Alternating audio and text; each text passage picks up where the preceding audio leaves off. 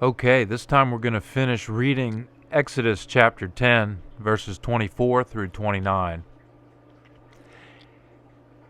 So why don't we go ahead and do that right now?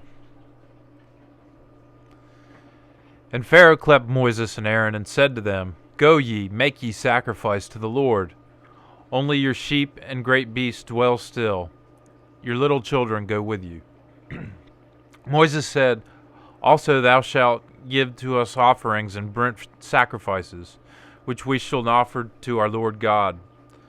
All the flocks shall go with us, for clay shall not dwell of these things, that been needful into the worshipping of our Lord God.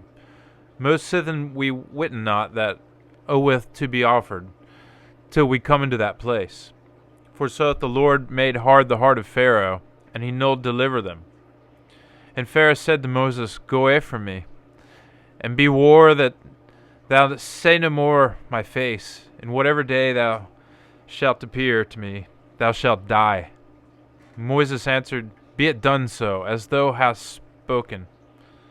I shall no more see thy face. And now the King James Version. And Pharaoh called unto Moses and said, Go ye, serve the Lord. Only let your flocks and your herds be stayed. Let your little ones also go with you. And Moses said, Thou must give us also sacrifices and burnt offerings, that we may sacrifice unto the Lord our God. Our cattle also shall go with us. There shall not be an hoof be left behind. For therefore must we take to serve the Lord our God, and we know not with what we must serve the Lord until we come thither. But the Lord hardened Pharaoh's heart, and he would not let them go. And Pharaoh said unto him, Get thee from me, take heed to thyself, see my face no more. For in that day thou seest my face, thou shalt die. And Moses said, Thou hast spoken well. I will see thy face again no more. So ends the reading. And I dialed in another interesting phenomena here in 2012. Well, 2011. It's also happening in 2012. Blood red water. Let's check this out. I haven't watched this one yet, but underneath I was noticing Texas lake turns blood red. Canadian Rockies waterfall turned blood red. Norwalk, Ohio, same thing. Antarctic waterfall, same. Chinese water, same. Australia, Northwest Alaska. And there's more where that came from. Let's listen to this for a second.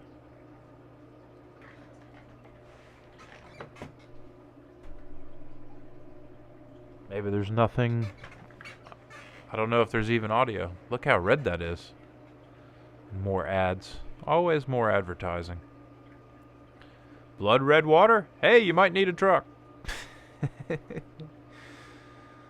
Ooh, that is red. Now, there are well-known organisms that live in water that turn it red like this. So, and it's happened many times in the past. That's 2010. But it is quite a sight to see, and it really does have biblical connections in the story we're reading. We'll get to that, I think, quite soon. Wow. What a color for water, you know? You know the water is not normal.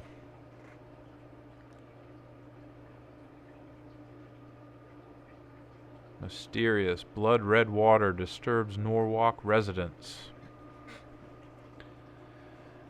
Yep.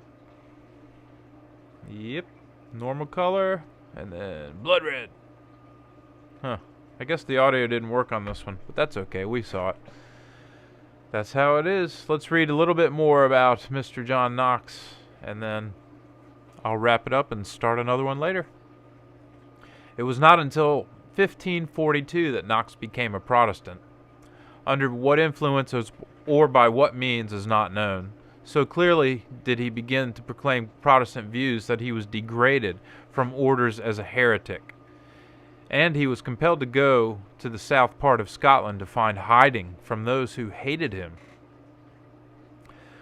While in the southern part of his country, Knox tutored the sons of two nobles and occasionally preached. It was during this period that he met and became a close friend of George Wishart, a bold minister and teacher of Reformation doctrine. Wishart was soon apprehended by the Roman authorities and was taken away to be tried and condemned to burning at the stake. Man. Here really began Knox's commitment to the Reformation. Clinging to Wishart as he was led away and hoping to die with him, Knox was told by his friend, "Nay, return to your barons, and God bless you. One is sufficient for a sacrifice." Wishart was burned to death by Cardinal Beaton of St. Andrews in March 1546. Nobles sympathetic to Protestantism stormed the castle, killed Beaton, and invited other Protestants, including Knox, to take up residence in the castle. Knox lived in the castle for a while, preaching and teaching, but in July of 1547, the castle was captured by a part of the French Navy. Knox and others were made prisoners of the French, and after being sentenced in France, Knox was condemned to the galleys as a slave chained to an oar. Man, what times these guys lived in. Who knows what agony he endured during the 19 months of his slavery. Who knows how often he questioned the ways of God when he could glimpse through the small oar opening the spires of St. Andrew's Cathedral as his galley rode the waves off the coast of Scotland.